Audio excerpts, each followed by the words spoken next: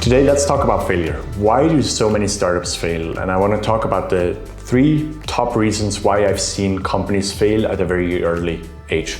Number 1, I've already mentioned, which is startups get too opportunistic and they apply their very limited resources to too many initiatives early on, and they end up not making significant enough progress in order to really get to the next step. But there's 2 more reasons. Reason number 2, I'd say, is often what startups try to do is just really hard, and it just sometimes doesn't work out because of timing, because technology is not there yet, because the market is not as big as expected, and probably a few more reasons. But that's also the fun part of doing a startup. If you already knew all the answers to how big the market is really going to be and how you're going to get your customers and how this technology is really going to work, then there wouldn't be as much fun in building a startup and trying to solve these really big problems for all of us. The 3rd reason clearly is team.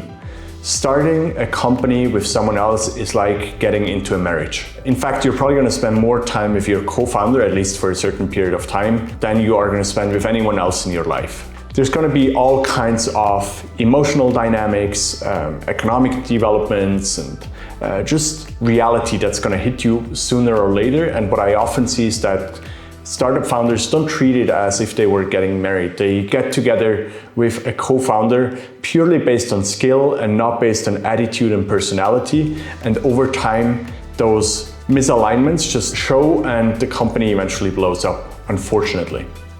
The number 1 thing I tell founders before they start a company together is to at least go on a vacation together or solve some really hard problem or challenge together.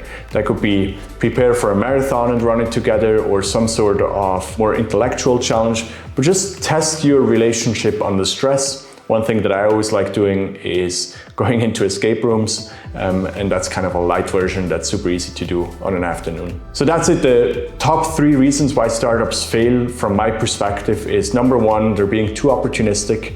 Number 2, the problems are just too hard and too big to be solved. And then number 3, team. There's a certain mismatch between personalities. And with that, stay curious, and I'll talk to you soon.